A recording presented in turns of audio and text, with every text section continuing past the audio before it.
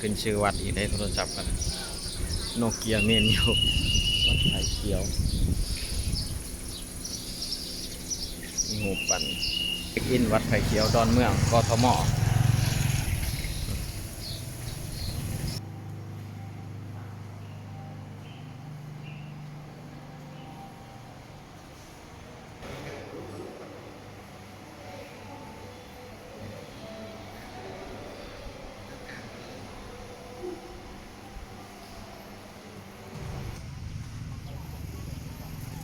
วัด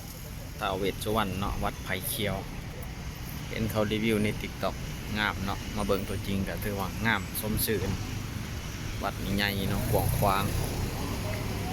ก็คือว่ามันเป็นแดดเนาะแดดร้ายสมควรสถานที่ด้านหลังเดี๋ยวเบิ่งสถานที่อ้อมๆเนาะอ้อมวัดรองเท้าไปถอดข้างบนได้นะครับรองเท้าวัดไผ่เขียวเนาะ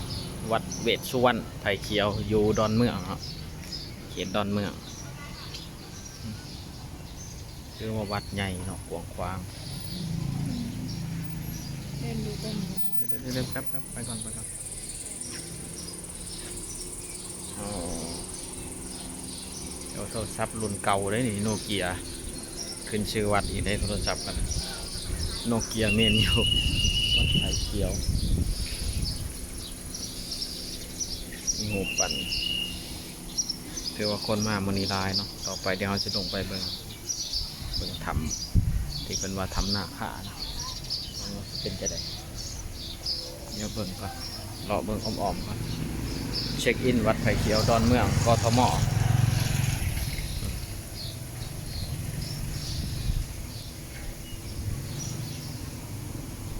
เป็นโรงเรียนเก่าของมีโรงเรียนอยู่ในวัดนำ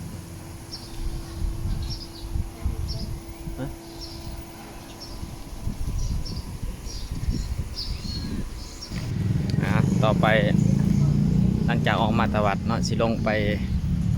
ทำเนาะทำหน้าค่าเพิ่นว่าทำหน้าค่าเดี๋ยวไปเบิ่งสิเป็นอะไรเนี่ยทำหน้าค่าวัดไผ่เขียวองค์ปู่พญานันตนาคราช108 ปีเปิดขามทุกวันนี่บอก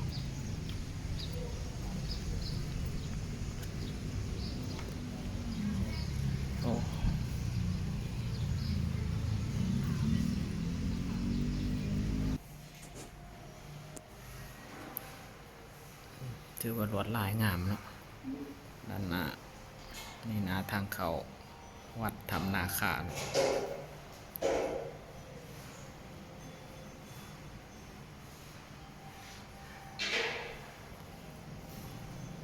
ี่ยเบิ่งด้าน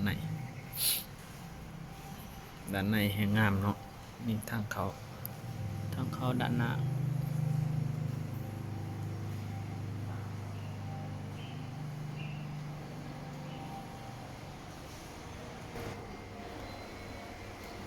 อันนี้ทั้งในเนาะกล่องใช้ได้กล่องไม่อยากแจกมาเลย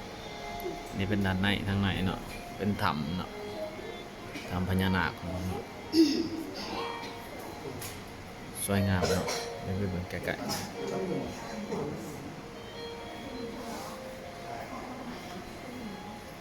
เห็นแต่ว่าใช่โดยตาไม่เห็น